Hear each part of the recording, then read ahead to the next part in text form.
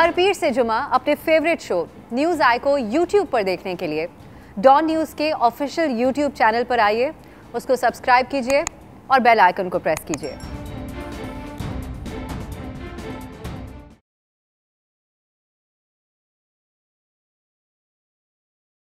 अस्सलाम वालेकुम नाजरीन, आप देख रहे हैं न्यूज़ आई और मैं फ़खार शिराजी। नाजरीन, आज के प्रोग्राम में ज़िक्र करेंगे पाकिस्तान के बदलते हुए सियासी मंजरनामे का। और सबसे पहले हम बात करते हैं अपोजिशन जमातों की कि एक PDM के नाम से फ़ोरम बना, अगरचे एक मरहले पे आके वो फ़ोरम बिखर गया और उसमें से कुछ जमातें हुए कि पीपल्स पार्टी और NP ने राहें जुदा कर ली, लेकिन ये जमातें फिर से मुत्तहिद हो रही हैं और बड़ी तेज़ी से मुत्तहिद हो रही हैं। और सिर्फ यही नहीं बल्कि पार्लिमान के महाज पे 2 बिलों को पेश करने के हवाले से हुकूमत को शिकस्त भी दे चुकी हैं। और यहाँ मामला यहाँ तक नहीं रुका, बल्कि जॉइंट सेशन जो बुलाया गया था कुछ कानून साजी करने के लिए, हुकूमत को उसे भी मुलतवी करना पड़ा। दूसरी तरफ हम नाज़रीन देख रहे हैं कि सिर्फ अपोजिशन हुकूमत से नाराज़ नहीं है, बल्कि उनके इत्तेहादी भी कुछ उखड़े नाराज़ से नज़र आ रहे हैं। और BNP मैंगल ने तो शुरू के दिनों में ही हुकूमत से अपनी राहें जुदा कर ली थी। काफ लीग, MQM और GDA के गिले शिकवे तो चलते रहे हैं, लेकिन अब उनके अंदर भी बड़ी तेज़ी आ गई और कहा यह जा रहा है कि इन जमातों की जानिब से भी हुकूमत को एक वक्त दिया जा रहा है, और अगर उस दौरान इमरान खान साहब ने उनके मुतालबे पूरे ना किए तो शायद वो भी हुकूमत का साथ छोड़ जाएँ। और नाज़रीन, हुकूमत जो कानून साजी पहले कर रही थी उस हवाले से अपोजिशन के साथ किसी किस्म की मुशावरत पे यकीन नहीं रखती थी। यहाँ तक कि जब चेयरमैन नैब की तनाज़ुरत का मामला आया तो प्राइम मिनिस्टर पाकिस्तान ने कहा कि वो अपोजिशन लीडर जिनके ऊपर मुकदमात हैं उनसे ना तो गुफ्तगू कर सकते हैं और ना उनसे हाथ मिला सकते हैं। लेकिन अब वही हुकूमत एक बार फिर स्पीकर ऑफिस के ज़रिए अपोजिशन को अंगेज करना चाहती है और कानून साजी के लिए उनसे मदद मांग रही है। क्या ये मदद मिल पाएगी कि नहीं? और साथ में कलदम तंजीमों को दोबारा से मेन स्ट्रीम करने के हवाले से एक सिलसिला चल पड़ा है। तहरीक लब्बैक पाकिस्तान के नाम से अब कलदम का लफ्ज़ हटा दिया गया है। उनके कई रहनुमा उनके रिहा हो चुके हैं, उनके वो शेड्यूल से निकाल दिए गए हैं और उनके बैंक अकाउंट्स भी बहाल कर दिए गए हैं। लेकिन नाज़रीन, अगर हम देखें तो नेक्टा की वेबसाइट के ऊपर कुछ 77 और तंजीमें ऐसी हैं पाकिस्तान के अंदर जिनको कलदम करार दिया गया है। अगर वो और उनमें से कुछ तो मुतालबा भी कर रही हैं कि क्या उनसे गुफ्तगू भी होगी और उनके नाम के साथ भी जो कलदम का लफ्ज़ है वो हटाया जाएगा। अगर वो भी मेन स्ट्रीम होना चाहें तो क्या हुकूमत इस हवाले से भी इनिशिएटिव लेगी कि नहीं लेगी? हमारे साथ आज के प्रोग्राम में शरीक गुफ्तगू हैं, किसी तारुफ के मोहताज नहीं, मुजाहिद बरेलवी साहब, सीनियर सहाफ़ी, एंकर पर्सन। सर, आपका बहुत शुक्रिया। उनके साथ सीनियर सहाफ़ी ब्लॉगर भी हैं आप, ताहिर साहब, बहुत शुक्रिया सर आपका। और थोड़ी देर में हमें आमिर ज़ियाद साहब, आप भी मारूफ सहाफ़ी हैं, कॉलम निगार हैं और TV पर इनके आप तबसरे भी सुनते रहते हैं, वो भी हमारे साथ होंगे। मुजाहिद साहब, गुफ्तगू का सिलसिला आपसे शुरू करूँगा। सर, वो अपोजिशन जो किसी एक मरहले पर लग रहा था कि हुकूमत को घर भेजने की पोजीशन में आ गई है और यहाँ तक कि सेनेट में इस्लामाबाद की नशिस्त भी तहरीक इंसाफ से छीन ली, लेकिन उसके बाद वो मुंतशिर हो गई। अब फिर से उसके अंदर एक इत्तेहाद का एलिमेंट हमें देखने को मिल रहा है। ये अचानक बदलाव क्या आया सर? क्या लगता है आपको? वो क्या अवामिल थे कि जो एक मुत्तहिद अपोजिशन को बिखेर के रख दिया उसने ने, और आज बिखरी हुई अपोजिशन को फिर से मुत्तहिद कर रही है? तो कोई फैक्टर्स थे जो पहले नहीं थे और अब आ गए, या जो पहले थे और अब कहीं गायब हो गए? आपको क्या लगता है सर? शिराजी साहब, एक तो पहले जो सियासत में कुछ मॉरलिटी होती थी, अखलाकियात होते थे, उसूल होते थे, कोई प्रिंसिपल होते थे, पार्टियों का स्टैंड होता था, और वो तो खैर रवायत कभी की ख़त्म हो गई और लोग डटे रहते थे आखिर तक अपने मौक़िफ़ पे, ताकि कोई ऐसा मरहला आ जाता था जैसे अगर कुछ भुट्टो साहब की कितनी नेप के लोगों से लड़ाई होती थी, लेकिन शिमला के वक़ाया तो वो सब साथ हो गए, यानी नेशनल इंटरेस्ट में ज़रूर एक हो जाते थे। लेकिन मैं ये देखता हूँ कि जैसे आप PDM कह रही हैं, अपोजिशन की पार्टियाँ, अभी आपने हफ्ते भर पहले देखा होगा लड़काना में पता नहीं फजलुर रहमान साहब के राशिद सोमरो ने पील पार्टी में क्या कहा, तो फिर उनके जो बिलावल साहब के तर्जुमान जमील सोमरो तक यहाँ तक कहने लगे कि मौलाना फजलुर रहमान तो अपनी गाड़ियाँ जरदारी हाउस में ख़राब करके चले जाते थे, फिर नई गाड़ियाँ ले आते थे, हमारे ठीक होके जाती थी। यानी ये लेवल आया। और आज मैं देख रहा था कि दोनों एक दूसरे के साथ बैठे हुए हैं। अभी आपने देखा होगा कि मेरे ही बल्कि प्रोग्राम में कायरा साहब ने कहा कि पीडीएम खत्म हो चुकी है, पीडीएम पीपल्स पार्टी का दूसरा नाम है। थोड़ी देर बाद हमदुल्ला साहब कहने लगे ये कायरा जो है वो चंद वोटों के लिए, और वो जीत भी नहीं सकेगा। यही लफ्ज़ बिल्कुल मैं करता हूँ, आप चाहें तो क्लिप चला दें। और गिलानी, तो मैं ये मुझे ये आता है कि ये फिर ये 2-4 दिन बाद ये लोग कैसे एक दूसरे के साथ चाय पी रहे होते हैं, गले मिल रहे होते हैं। तो कोई जब एक तो हमारे यहाँ यानी कितनी बार मौलाना जो है आपने देखा होगा, और बिलावल ने क्या नोटिस फाड़ के फेंक दिया। तो अब मुझे हैरत है कि ये अपनी अपनी बगलों में छुरियां रखकर सिर्फ इसलिए मुत्तहद हो गए कि कहीं से कोई हमारे आपका है ना, आजकल आप और हम भी कहीं बैठे होते हैं तो सियासतदान या कोई भी आदमी या पूछते हैं भाई कहाँ से आया, तो वो उल्टा या सीधा हाथ कंधे पे रख के कहता है, ये समझ गए ना, वो इस तरह कहता है जैसे कोई, हालांकि होता हो तो कुछ भी नहीं है ये सब कुछ। तो ये वाला जब कल्चर हो जाए अब आपके यहाँ सियासत में के, तो मुझे लगता है या तो ये वजह होगी कि फरिश्तों ने कानों में कह दिया भाई जरा तैयारी पकड़ो, और एकदम से सब पहुंच गए एक दूसरे से। तो ये जो अब इस पे क्या तबसरा करें। आज मैं अभी आपसे गुफ्तगू कर रहा हूँ, हो सकता है कल दूसरे चैनलों में एक दूसरे के खिलाफ ये आगे उगल रहे हों। यानी अगर हम लोग तो अगर इनके सिर्फ अगर आप इंट्रो में इन सबके 10 दिन के एक दूसरे के खिलाफ बयान ही उठा के देख लें और इनको अगर सुनाए, तो मुझे नहीं पता कि इनको शर्म आएगी या नहीं आएगी, या इतना इस हद तक होगा, लेकिन मुझे तो जरूर शर्म आएगी एक सियासत के तालिब इल्म की ऐसे से। तो मैं ये जो आप कह रहे हैं ना कि ये जो एक नया कोई इत्तेहाद गालिबन कोई अगर मुआवजा हो, और सियासत में मुआवजे होते हैं तो और बात है, वरना हकीकी बुनियाद पर इस वक्त पीटीआई का कोई भी ऐसा महाज नहीं है, जो ऐवानों में तो जरूर होगा क्योंकि अच्छा है ना, खाना खाते हैं, एयर कंडीशन माहौल होता है। सड़कों पर इस बात का कतई इम्कान नहीं कि ये पार्टियां एक साथ नजर आएं। तो पॉइंट टेकन जी। मैं जरा आमिर ज़िया साहब की तरफ जाऊंगा। आमिर साहब, आपको क्या लगता है, मुजाहिद साहब तो कह रहे हैं कि इसमें तो कोई शक नहीं है कि लगता है कि हमारी सियासत में अखलाकियात तो बाकी ही कुछ स्टैंडर्ड उस तरह के तो नज़र नहीं आते। एक दिन आप एक को गद्दार कह रहे होते हैं, उनके खिलाफ पता नहीं एक बड़ी चार्जशीट लेके आते हैं, अगले दिन आप फूलों के गुलदस्ते लेकर उनके घरों में पहुंच जाते हैं, फिर वो आप कहते हैं कि बड़े पुराने ताल्लुक हैं। तो ये तो अपनी जगह पे हम रवैये नज़र आ रहे हैं, बट क्या लग रहा है, आप बड़ी एक तेज़ी नज़र आ गई है अपोजिशन रैंक्स के अंदर, हमें आपस में बैठ रहे हैं, बैठक हो रही है, साथ में हुकूमत को टफ टाइम देने के वाले से एक स्ट्रेटजी बन रही है। और हमें तो देखा भी है कि 2-1 बिलों के हवाले से तो हुकूमत को बड़ी सुबकी हुई है, गोया कि वो टेबल ही नहीं कर सके कौमी असम्बली में। तो ये क्या है, आपको भी लगता है कहीं कोई कानों में सरगोशियाँ कर रहा है, या नहीं लगता है कि अब ये मुनासिब वक्त है इस पर अब आके हुकूमत को घर भेजने के लिए कुछ एक सीरियस एफर्ट होनी चाहिए? बात ये शराई साहब के ये जो तर्ज सियासत होता है जिसमें आपने कहा कि जी वो खत्म हो गया, असूलों की सियासत खत्म हो गई, तो ये कोई हमारी उसमें नया रुझान नहीं है। हमेशा से पाकिस्तान की सियासत या दुनिया भर की सियासत में यही होता है कि उसका सबसे बड़ा असूल होता है वो उसका बेउसूलीपन होता है कि वो इक़्तिदार में या पावर में आने के लिए कुछ भी करने के लिए तैयार है और कर देंगे। तो एक तो ये बात है, तो कोई नई बात नहीं हो रही हमारी सियासत में कि जी माजी के जो हरीफ है वो आज हलीफ बन गए हैं, और ये आपने बार बार ऐसी कलाबाजियां हमने देखी हैं। अच्छा, एक तो ये बात। दूसरी बात ये कि जी जो इस वक्त पीटीआई की हुकूमत की चैलेंजेस हैं उसमें यकीनन इनसे पैदर पे इतनी गलतियां हुई हैं, कुछ चीजें जो हैं वो इनकी बियॉन्ड कंट्रोल है।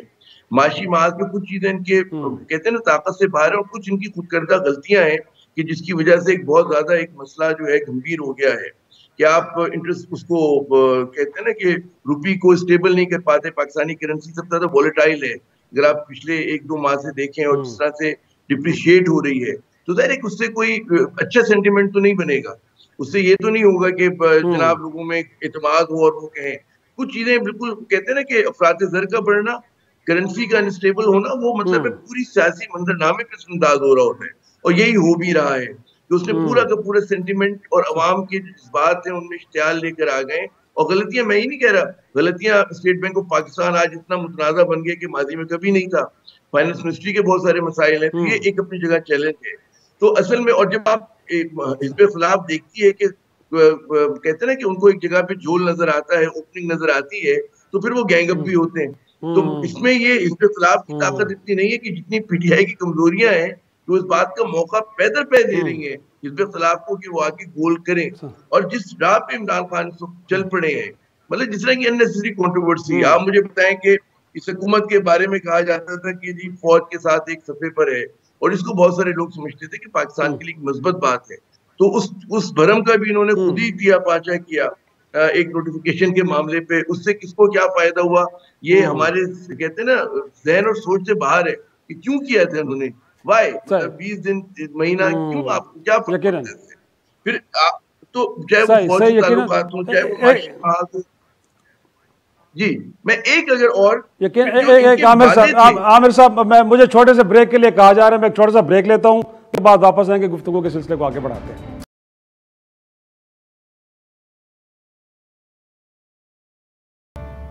प्रोग्राम में एक बार फिर खुश आमदेद। मुजाहिद साहब, आप ही की तरफ आऊँगा। इत्तेहादियों को लेकर आप क्या कहेंगे सर? इस वक्त क्या एक मौका परस्ती की सियासत हो रही है, या आपको लगता है कि उनके जो इश्यूज़ हैं बड़े ही जेन्युइन इशू हैं और उनको हुकूमत उस अंदाज में एड्रेस नहीं कर रही, वो काफ लीग हो, वो MQM हो, या फिर JDA के लोग हों, या आपको लगता है कि इस वक्त हुकूमत एक मुश्किल दौराहे पे है, तो बेहतर है कि फिर मफादात को हासिल कर लिया जाए? देखिए शाही साहब, अभी हाल ही में आप तो इस्लामाबाद में बैठे हैं, आपने देखा होगा कि जब जब हुकूमत को वोटों की ज़रूरत होती है, किस तरीके से वोट आना शुरू हो जाते हैं और किस तरह जो अपोजिशन के वोट तितर बितर हो जाते हैं। सिंजरानी इलेक्शन आप देख लें, जो मीर हासिल खां वाला जो एतमाद का वार देख लें, अभी लास्ट हमने बजट में देखा कि 38 नून लीग के MP नहीं थे, 172। यानी जब जब हुकूमत को एतमाद का इमरान खान को वोट लेना होता है अक्सर, ये और बात है ये, यानी ये अगर अचानक किसी बिल पर वोटिंग हो जाए तो उसमें ये नहीं था कि अपोजिशन के कोई 170 अरकान मौजूद थे, उनके 114 थे गालिबन, या 124, इनके 112 थे, ऐसे ही कुछ होगा। यानी टेक्निकली बुनियाद पर वो अक्सरियत में नहीं थे। तो मकसद ये है कि ये जो आप जिनका जिक्र कर रहे हैं, MQM की 4 बैसाखियाँ, 5-6 बैसाखियाँ जो हैं काफ लीग की, 2-1 बैसाखियाँ, एक बेचारे जैन बुक्टी की। अब आप देखिए ना किस किस तरीके से हमारे ये भाई लोग जो एक ज़माने में एक कॉल पर शहर बंद कर देते थे, अचानक अगले दिन खड़े हो रहे होते हैं इनके मुतालबों के ऊपर। तो ये जो सॉरी टू से ये इत्तेहादियों को अभी तक तो 3.5 साल में हमने न देखा, चाहे वोटिंग का मरला हो, चाहे तहरीक का मतला हो कि छोड़ के भागें, हर एक का मुतालबा अगर एक बार आता तो दूसरी मिल जाती है, ट्रांसफ़र, पोस्टिंग। तो बदकिस्मती ये है कि और मेरा ये ख्याल है कि शायद इमरान खान की सबसे बड़ी कमज़ोरी यही है, वो जो इन्हें कंप्रोमाइज़ करने पड़े और कर रहे हैं। बल्कि मैं तो यहाँ तक कह दूँ, आपको याद होगा कि एक बलूचिस्तान के मौसूफ थे, उनके लिए रात के वक्त शायद वोट लेने के लिए दफ्तर खोला, पता नहीं 44 करोड़ रुपए की शायद उनकी कोई अदायगी होनी थी। तो इस हद तक तो ये लोग जाते हैं, 1 वोट और 2 वोट, ये लोग जो प्रेशर, और इसी गालिबन यही खामी और कमज़ोरी है जिसकी तरफ आमिर ज़िया इशारा कर रहे थे कि गवर्नमेंट का क्राइसिस जो है वो खुद हमारे हुकूमत यानी प्राइम मिनिस्टर के वो समझौते हैं जो वो पॉलिटिकल पार्टीज़ को राज़ी करने के लिए अपने तादुओं के लिए कर देते हैं। वरना इस तरह तो बेहतर ये था कि वो दोबारा चले जाते एतमाद का वोट लेने के लिए। बल्कि मुझे याद है कि अभी गुज़िश्ता माह जब प्राइम मिनिस्टर कराची आए, गवर्नर हाउस में बैठे और गुफ्तगू होने लगी, तो उन्होंने जो ऑफ द रिकॉर्ड बात हो रही थी, यही तासुर देने की कोशिश की कि ये उनकी बड़ी गलती है कि वो इस तरह की बैसाखियों के सारे अपनी हुकूमत चला रहे हैं, ना वो जो लोग एक्सपेक्ट कर रहे थे उनसे, यानी नौकरियां और मुलाजमतें, या जो आप जो कर रहे हैं, अपना वजीर ख़जाना उनका अपना नहीं, वजीर दाखिला उनका अपना नहीं, सिक्योरिटी उनके अपने नहीं, IMF सब कुछ। तो ये जो है कि इस तरह की हुकूमतों में फिर यही होता है जो हमारे खान साहब फेस कर रहे हैं कि 1 वोट और 2 वोट और 4 वोटों के लिए वो इन लोगों को खुश करने में लगे रहते हैं। फिर क्या लगे सही पॉइंट टेकन सर। मैं ताहिर साहब आपको भी शरीक गुफ्तगू करना चाहेंगे।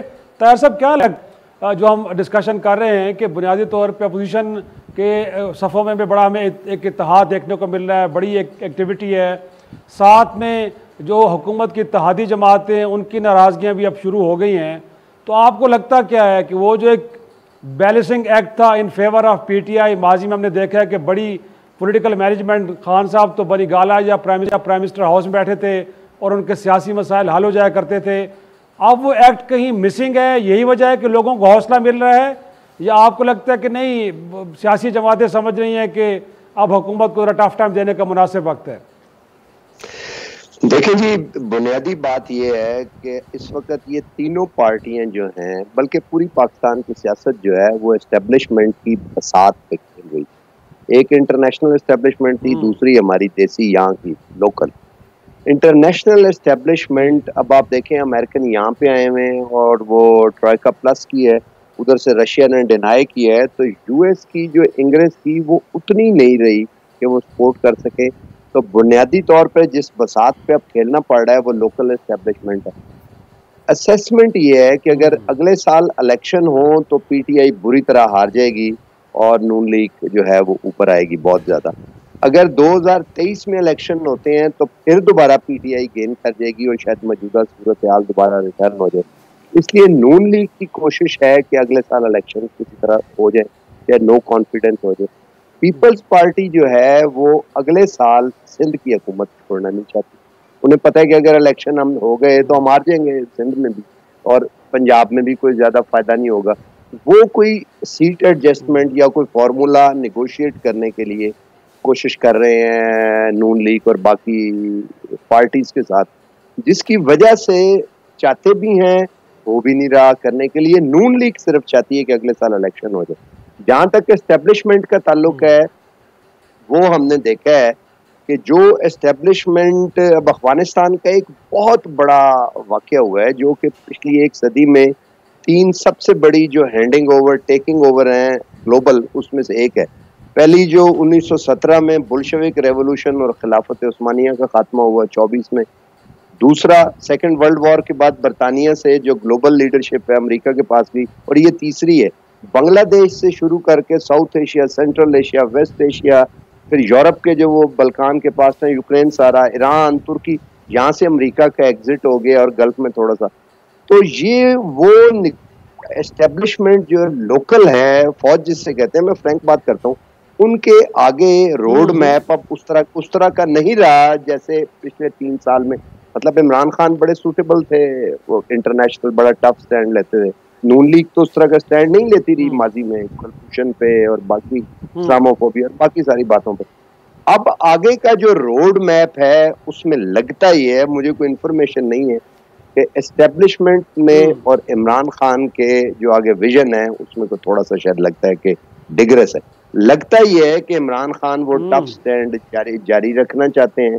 एस्टेब्लिशमेंट का लगता है कि वो अमेरिका के साथ जाहिर है अब अपनी टर्म्स पे जो ज्यादा फेवरेबल टर्म्स अब मिल सकती हैं निगोशिएट करना चाहते हैं, फ्यूचर वे ऑफ एक्शन ज्यादा अच्छी तरह से निगोशिएट। क्योंकि देखें चाइना ने भी जो वेल्थ कमाई है सारी, जो एज ए एब्जॉर्ब की है सारी, वो अमेरिका से ही एब्जॉर्ब की है ना, मैन्युफैक्चरिंग और उन्होंने आउटसोर्स करना और अमेरिका के साथ तो एंगेजमेंट, जिसके नतीजे में DGISI की अपॉइंटमेंट के ऊपर मुझे लगता है कि दोनों में इख्तलाफ था। फौज हटाना चाहती थी, उन्हें कोर में लाना चाहती थी, ये चाहते थे कि आगे कंटिन्यू रहे क्योंकि पॉलिटिकल एंड पे भी फेवरेबल थे वो ज्यादा करने के लिए। अब आप देखें कि जो नोटिफिकेशन किया है वो 19 तारीख का किया है जनरल फैज का।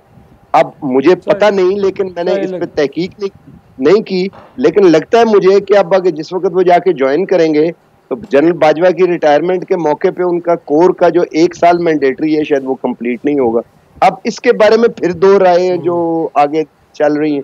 कुछ कहते हैं कि वो जनरल फैज ने क्योंकि अपने बॉस की हमायत की कि मैं वो फौज के डिसिप्लिन का, जाहिर है जनरल तो डिसिप्लिन सीनियर ऑफिसर करेगा, डिसिप्लिन को फॉलो, वरना तो वो क्या हुआ ऑफिसर, तो उसके लिए उन्हें पनिश किया जा रहा है कि अच्छा आप जाएं, फिर हम आपको पूरा भी नहीं करने देते पीरियड ताकि अगली दफा चीफ।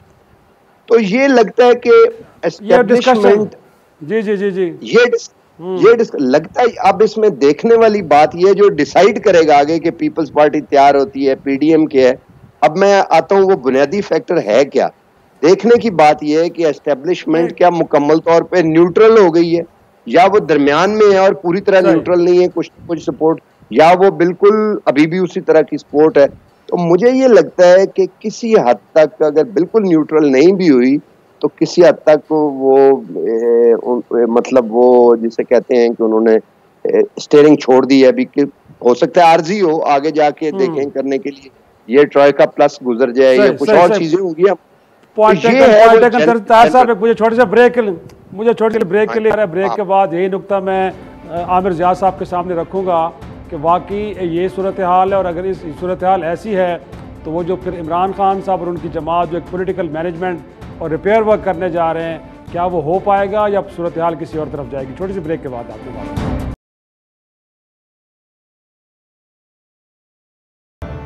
प्रोग्राम में एक बार फिर खुश आमदेद। आमिर साहब, आपकी तरफ आऊँगा सर। जिस तरह ताहिर साहब भी कह रहे थे कि लगता ही है कि आप इस्टेब्लिशमेंट काफ़ी हद तक न्यूट्रल हो गई है, तो इस दौरान अगर इमरान खान साहब अब आप इत्तेहादियों को एंगेज भी कर रहे हैं और उसके साथ अपोजिशन को भी एंगेज करने की कोशिश हो रही है स्पीकर ऑफिस के थ्रू, तो फिर लगता है आपको सर कोई उनका जो पॉलिटिकल रिपेयर वर्क है उसमें कुछ कामयाबी है, या आपको लगता है कि वक्त अब गुजर गया है, अब चीज़ें किसी और तरफ चल पड़ी हैं? ये बात है कि पहले 3 बरस जो बड़ा कीमती वक्त था वो बड़ी हद तक जाया गया। इमरान खान साहब की सियासत की जो सास है उसका बहुत बड़ा जो कॉर्नर स्टोन था वो इत्तेसाब का नारा था। हमने देखा कि इत्तेसाब की बातें बहुत हुई, शोर बहुत मचा, टीवी पे हमने प्रोग्राम किए, अखबारों में सुर्खियां लगी, लेकिन एक भी कन्विक्शन नहीं हुई जो उन सियासतदानों की वो इत्तेसाब की बात करते थे। जाहिर है कि वो मामला खत्म हो गया। दूसरा, इमरान खान साहब का वादा रहा कि जी हमें इस्लाहात लानी है। तो आप देखें कि इस्लाहात के महाज पर भी अगर फर्ज करें, मैं सिर्फ मिसाल दूं कि जो नुकसान में चलने वाले इदारे हैं हुकूमत के तहत, उनकी बात की जाए तो कहीं पर भी इस्लाहात का पहिया नहीं चला। और जो कहते हैं ना कि बिलियन ऑफ रुपीस का आपका एनुअल लॉस हो रहा है, वाइट एलिफेंट्स हैं, सफेद हाथी हैं, तो उसमें भी इमरान खान साहब की कारकर्दगी जो है मतलब बहुत सारे लोगों को उम्मीद थी, मुझ समेत, के जनाब कोई मौजूदा रूनुमा होगा उनके दौरे हुकूमत में, लेकिन नहीं हो सका। अच्छा, इसी तरह माशी महाज के ऊपर यकीनन वो दुरुस्त कहते हैं कि माजी की हुकूमतों की गलतियां हैं, ये भी वो दुरुस्त कहते हैं कि जी कमोडिटी वर्ल्ड प्राइसेस बहुत ज्यादा बढ़ गई हैं, मगर जो खुद इनकी दौरे हुकूमत में गलत फैसलों की वजह से हुआ है उसका कौन जवाब देगा?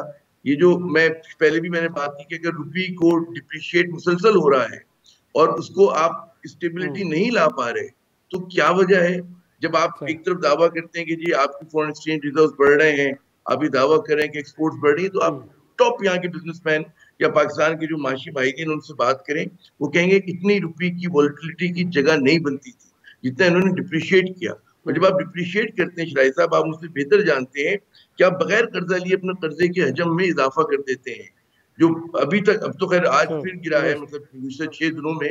उससे पहले अगर आप करें तो तकरीबन 2000 अरब रुपए का आपने बगैर कर्जा लिए अपने कर्जों का बोझ बढ़ा लिया। तो ये भी तल्ख हकीकत है। आपने ये भी किया कि उन लोगों को मतलब है क्योंकि इनकी माशी टीम ने काम नहीं किया, तो ये जो दरामद करके इधर उधर से लोग लाए, बशमूल स्टेट बैंक का गवर्नर हो, शौकत तरीन साहब हो, जो भी हुए, तो वो उनकी पार्टी की उमंगों की जो भी रही होंगी विजन, उसकी अक्कासी नहीं करते और उन पर इतराजात बहुत उठ रहे हैं। क्योंकि असल जो लड़ाई होती है, मैं पहले दिन से जब इमरान खान साहब आए थे हुकूमत में, मैंने कहा था जो मेक एंड ब्रेक होगा इनकी हुकूमत के लिए होगा कि इकोनॉमिक मैनेजमेंट क्या होती है। तो इकोनॉमिक मैनेजमेंट का खाना सबसे ज्यादा कमजोर है और उसकी वजह से आप देखें कि लोगों में शराब है, महंगाई बढ़ रही है, मतलब है किसी चीज के मुतालिक नहीं कि कल क्या कीमतें होंगी। तो ये चीजें एक बड़ी हकीकत है। फिर उसमें एक और ऑडियो प्रॉब्लम आ रही है आमिर साहब की। मैं मुजाहिद साहब आपकी तरफ आऊँगा सर। इनफैक्ट ये भी देखा है कि हुकूमत ने एक और इनिशिएटिव लिया, कलअदम तहरीक तालिबान पाकिस्तान के साथ मुज़ाकरात को लेके चले, उसके ऊपर भी अपोजिशन जमातें मोतरज़ हैं, लेकिन उससे बढ़ के मुल्क के अंदर कुछ कलअदम तंजीमें जिनके नाम से अब कलअदम का लफ्ज़ हटाया जा रहा है, मैं TLP की बात करूँगा सर। तो इनफैक्ट मुल्क के वज़ीर दाखिला अगर ये कहें कि जो कुछ उनके साथ मुआहदा हुआ है उसका उनको इल्म नहीं है, वज़ीर इत्तलाह साहब फरमा रहे हैं कि जो कुछ हुआ आइन के तहत हुआ है, और आइन को तो थोड़ा सा हमने भी देखा है और हमने वर्क उल्टाए हैं, वहाँ तो कहीं भी जिक्र नहीं है कि कलअदम तंजीमों के साथ किसी किस्म की कोई गुफ्तगू हो सकती है। तो सर ये सारा माहौल बड़ा कंफ्यूज माहौल है। और कल को जो मैं जिस नुक्ते पे आ रहा हूँ वो ये है कि कल को 77 और ऑर्गेनाइजेशंस हैं जिनको आपने कलअदम करार दिया है, अगर वो भी ये मुतालबा करते हैं कि मेन स्ट्रीम होना चाहते हैं, तो फिर हुकूमत को क्या करना चाहिए आपके ख्याल में? उनके भी इस मुतालबे को, इस आवाज़ को सुनना चाहिए? एक तो मैं एक अपने मेरे दोस्त जो बात कर रहे थे, मैं एक छोटी सी बात ही कह दूं, शिरारी साहब, पाकिस्तान में जो इलेक्शंस में लोग कोई कारकर्दगी में ना जीतते हैं ना हारते हैं। कोई मियां नवाज शरीफ या जरदारी साहब जो हुकूमतों में रहे, इनकी कौन सी ऐसी कारकर्दगी थी? मसलन वो ये आज जो इमरान खान को विरसे मिले कहे ना कि जो लोग बच्चे स्कूल नहीं जाते थे, फिर 2 करोड़ ज्यादा नहीं जाके, अब 2.5 करोड़ नहीं जा रहे हैं। कोई भी चीज उठा लें, महंगाई पे आज तक लोग सड़कों पे निकले, कोई हुकूमत गई है महंगाई के नाम पर? खुद इवन क्या मुशर्रफ जो है, जो वकला की तहरीक, वो तो भाई वो चौधरी कोर्ट थी, उनके चले गए मुशर्रफ को, या आपके मीडिया आप लोग कहते हैं जी मैंने निकाला, हमने निकाला, ये 4 आपके एंकर 5 आ जाते हैं। और काले कोट वाले, इन्होंने निकाला मुशर्रफ को, गॉड ऑफ ऑनर से करा। एक तो ये, और ये जो इमरान खान, भाई इमरान खान को तो सिर्फ इसलिए मिले कि लोग तंग आ गए थे जरदारियों और शरीफों से, एक तब्दीली चाहते थे, खान साहब आ गए। कोई इसलिए थोड़े आए थे कि बाकी उन्हें यकीन था कि ये घर दे देंगे, नौकरियां दे देंगे। भाई कहां से दे देंगे, 3.5 साल हो गए। एक तो ये कि ये जो है ना, मैंने तो आज तक कभी देखा नहीं कि सॉरी टू से एक तालिब इल्म की ऐसे सियासत के कि मसाइल की बुनियाद पर इससे ज्यादा क्या महंगाई होगी, लेकिन महंगाई पे क्या हो, तो जनाब मौलाना इतने फजल रहमान और पीडीएम एक जलसे में इकट्ठे नहीं होते जहां एक जगह पर लोगों से भी फाइनल देखने के लिए जमा हो जाते हैं क्रिकेट का।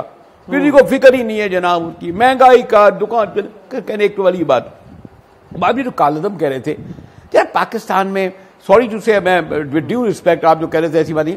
भुट्टो साहब ने नेशनल अवामी पार्टी पर पाबंदी लगाई, क्या भुट्टो साहब फिर हैदराबाद जेल में गद्दारों से मिलने नहीं चले गए? गए उनके पास, नेशनल अवामी पार्टी पे जो थी तो तमाम वो लोग बाद में पावर में भी आए। ये और मिसालें देख लें, मैं हिस्ट्री में नहीं आऊँगा कि मुशर्रफ जो है फौजी डिक्टेटर था, आपने नहीं देखा कि सब लोगों ने, पीस पार्टी ने और सबने मिलकर उनसे हल्फ उठाया, नून लीग ने। आपने देखा नहीं हमारे दोस्त चेयरमैन सेनेट जब मिलिट्री कोर्ट पे दस्तखत करे तो नजर रब्बानी कहने लगे मेरी आंखों में आंसू हो गए, मैंने अपने जमीर के खिलाफ वोट दिया। भाई क्यों खिलाफ वोट दिया आपने? तो कहने मकसद ये कि ये जो आप कहते हैं कि जनाब कलदम, अब ये जो तहरीक लब्बैक है, यानी बाकायदा वो इलेक्शन कमीशन ने तो उसको वो दिया हुआ है, 2018 के इलेक्शन में उन्होंने हिस्सा लिया। अभी भी और ये और क्या कहते हैं, हम लोगों को बेवकूफ समझते हैं, नाम बदल के वही जामत दावा हो जाती है, वही लश्कर हो जाता है, वही सिपाह हो जाती है, वही सिपाही मोहम्मद हो जाती है, कभी क्या क्या बदलते रहते। MKM पाबंदी है, MKM P हो जाती है, अल्ताफ जो है। तो ये जो है पाकिस्तानी सियासत में बदकिस्मती से ये जो कंप्रोमाइज़ की समझौतेबाजी की सियासत है, मैंने आपसे पहले भी कहा, कोई उसूल नज़रिए वाला मामला अब चला गया है। अब लोग और ये खाली सियासत का नहीं है, ये हर शोबे में, हमारा मीडिया का भी मामला चल रहा है। शिरानी साहब इस तरह मत आइए वरना यकीनन सर कोई शोबा भी इससे बचा नहीं है। एक छोटी सी ब्रेक के लिए मुझे कहा रहा है मुझे साहब, ब्रेक लेते हैं, ब्रेक के बाद डिस्कशन को आगे बढ़ाते हैं। प्रोग्राम में एक बार फिर खुश आमदेद। ताहिर साहब, ये नुक्ता जो हम डिस्कस कर रहे थे ब्रेक से पहले वो आपकी तरफ लेके आऊँगा। क्या लगता है आपको वो तंजीमें कि जो हथियार उठाएं रियासत के खिलाफ, सड़कों पे आ जाएं, उनके साथ तो गुफ्तगू हो, फिर उनको कलदम जो उनके नाम से लफ्ज़ हटा दिया जाए, बट 77 की फहरिस्त है, कुछ और तंजीमें भी पड़ी हैं, तो आपका क्या ख्याल है कि अगर हुकूमत ने एक अच्छा इकदाम किया भी है कि सब लोगों को मेन स्ट्रीम करना है, तो फिर बाकियों को भी इंगेज करना चाहिए, या आपके ख्याल में यही होगा कि जो सड़कों पे आएगा उनके साथ गुफ्तगू, जो नहीं आएगा वो कलदम ही रहेगा? देखें जी, इसको मैं समझता हूं कि 1 मिनट की गुफ्तगू सिर्फ 1.5 मिनट की करके बैकड्रॉप समझने की जरूरत है, अदरवाइज ये समझ नहीं आ सकता। बांग्लादेश मुफ्ती बामी से इंडिया ने हमला किया, जो ही बांग्लादेश बना, जिन लोगों ने बांग्लादेश बनाया था, जो फौज थी वहां की, उन्होंने उनको मार दिया, शेख मुजीब वगैरह को, क्योंकि वो पहले पाकिस्तान की फौज थी, उन्होंने उनको मार दिया, बाद में उनको हटा दिया गया। मुफ्ती बानी के चुन चुन के लोग उन्होंने मारे वहां पे जाके। और पाकिस्तान से हालात, पाकिस्तान ने एयरफोर्स के जहाज दिए बांग्लादेश को, लोगों को ये शायद पता नहीं है, और चलता रहा। उसके बाद उन्होंने, इंडिया ने अब ये जो मौजूदा रजीम था इसे आगे कर दिया। कराची पे इंडिया ने 10 गुना ज्यादा बांग्लादेश से लीथल हमला किया था कराची के ऊपर। जनरल आसिफ नवाज ने जिस वक्त वो ऑपरेशन हुआ, उनका प्लान ये था कि नेवी से ब्लॉकेड करेंगे और राजस्थान से पीछे से घुस के, और कराची, जनापुर वगैरह कई हजार लोग मारे गए। मैं फ्रैंक बात करता हूं उसमें, जिससे MQM का डंग निकल गया। बाद में मुशर्रफ ने थोड़ी सी उन्हें स्पेस दे दी। इशरतुल बाद हकीम सईद के जो कत्ल है उसमें नॉमिनेटेड भी थे, लेकिन MQM का डंग निकल गया, वो उस तरह ऑपरेट नहीं कर सकते। अब कहते हैं कि हम आना मेन स्ट्रीम सारा उसको छोड़ दें करना। बात यह है कि वो ऑर्गेनाइजेशन जिसका अभी डंग नहीं निकला, उसके साथ आप गोलीबाजी तो नहीं कर सकते, अब डंग उसका निकालना चाहिए। दूसरी बात समझने की है, वो ये है कि आप हिस्ट्री देखें, जरनैल सिंह भिंडरावाला, इंदिरा गांधी ने पंजाबी वो शुरू किया अपने इलेक्शन, उन्होंने इंदिरा गांधी को मार दिया। प्रभाकर जो तामिल टाइगर थे, इन्होंने, इंडिया ने, उन्होंने राजेव को मार दिया। शिन फेन, हमास के अंदर कहते हैं कि इसराइल का कुछ था, इसराइल को पड़े हुए। तालिबान, ये जो मुजाहिदीन थे, हम चाहेंगे कि अब जी इसमें कंक्लूजन ये है, पे आ रहे हैं सर। हाँ जी, इसमें कंक्लूजन ये है, सिर्फ मैं जो बात बता रहा हूं वो ये है कि कोई तो तरीका ना इन्हें अनआर्म करने का होना है कि वो फिर कोर्ट्स होनी चाहिए। जो दहशतगर्द पकड़े थे कोर्ट्स ने क्यों छोड़ दिए वो सारे के सारे जो है वो, या प्रोसिक्यूशन है या कोर्ट। तो जुडिशरी एक टांग पे ये टेबल खड़ा हुआ है, 4 टांगे होती हैं मुकन्ना, और वो हमें पता है सारा करने। फौज की एस्टेब्लिशमेंट की टांग पे खड़ा है, दूसरी टांग अगर आप लगाते हैं इस टेबल पे वो जुडिशरी की है। और मैं समझता हूं कि फौज चाहती है कि जुडिशरी अपने पांव पे खड़ी हो। वो बंदे मरवा के पकड़ के लाते हैं, वो छोड़ देते हैं, वो फिर दोबारा पकड़ के ला के जो कोर्ट फिर उनको छोड़। तो जब तक जुडिशरी उस लेवल पे नहीं पहुंचता अपने, लेकिन आखिरी बात मैं कहता हूं, मसला हल ये मसला हल नहीं हो सकता। अलबत्ता जिन्होंने जो क्रिमिनल हैं उनको तो छोड़ देना तो जाहिर है फिर तो हौसला खुल जाएगा सबका, उनका कुछ ना कुछ जरूर करना चाहिए, बेशक मुआहदा भी होता है। क्योंकि बात इंतहा पसंदी की हो रही है, दहशतगर्दी की हो रही है, तो कुछ आमिर जियाद साहब क्रिकेट का मैच अगरचे कल हार गए हैं, लेकिन उसके बाद हमने बड़ा हैरानकुन देखा है रिस्पांस पाकिस्तान के प्राइम मिनिस्टर से लेके आम आदमी का, कि बहरहाल टीम को अप्रिशिएट किया जा रहा है, तारीफें हो रही हैं। तो क्या लगता है सर, आप मुल्क के अंदर वो जो एक इंतहा पसंदी का, तशद्दुद का जो एक रवैया था वो ख़त्म हो रहा है, अब मयाना रवैया और बर्दाश्त की तरफ हम आ रहे हैं? आपको क्या लगा है सर इन चीज़ों को देख के? देखिए, वो क्रिकेट के मैच के ऊपर ये टीम की हौसला अफजाई करने का मतलब ये नहीं है कि हमारे मुल्क में इंतहा पसंदी का चैलेंज नहीं है। वो चैलेंज बदस्तूर मौजूद है। ये तो खैर अच्छी बात है कि ठीक है हम लोगों ने किया स्पोर्ट्समैन स्पिरिट, लेकिन अभी जो आपकी हुकूमत की पॉलिसी है कि टीएलपी के साथ उन्होंने मतलब एक डील कर ली, टीटीपी के साथ वज़ीर आज़म कह रहे हैं कि जी मुज़ाकरात हो रहे हैं, तो यकीनन ये कुछ किसी असूल के तहत होने चाहिए कि अगर आप एक पॉलिसी बना रहे हैं तो उसमें तमाम जो इस तरह की कलअदम जमातें हैं या जिन्होंने कभी रियासत पाकिस्तान के खिलाफ बंदूक उठाई या मासूमों को कत्ल किया या फौज के अफराद पे हमला किया, ऑफिसर्स पे हमला किया, उन सब के उनमें से कुछ को आप जो है डील दे रहे हैं, कुछ को जो है उसी तरह पाबंदी है, तो सवाली निशान उठाता है। एमक्यूएम की बात छोड़ें, जमात दावा की मैं अगर बात करूं, जमात दावा के हवाले से मैं सवाल करना चाहिए कि क्या जमात दावा कभी पाकिस्तान में दहशतगर्दी में मुलविस रही है? मतलब एक सवाल है, मेरे ख्याल में तो नहीं। उनका तो पूरा फोकस जो था वो आज़ादी कश्मीर था। तो जब आप जो है टीटीपी के साथ मुज़ाकरात कर सकते हैं और उनको आप जगह देने के लिए तैयार हैं, तो ये इस तरह की जो जमातें जिन्होंने कश्मीर कॉज के लिए काम किया और जो सिर्फ आपने बैनुल अक़वामी प्रेशर की वजह से उन पर पाबंदी लगाई, आपने इसलिए नहीं लगाई कि जनाब सईद साहब ने जी यकीनन वो प्रेशर ही थे आमिर जियाद साहब, क्योंकि शो का वक्त खत्म हो रहा है। तमाम मेहमानों का शुक्रिया। नाज़रीन, आज का शो यही खत्म करते हैं जी, खुदा हाफिज़।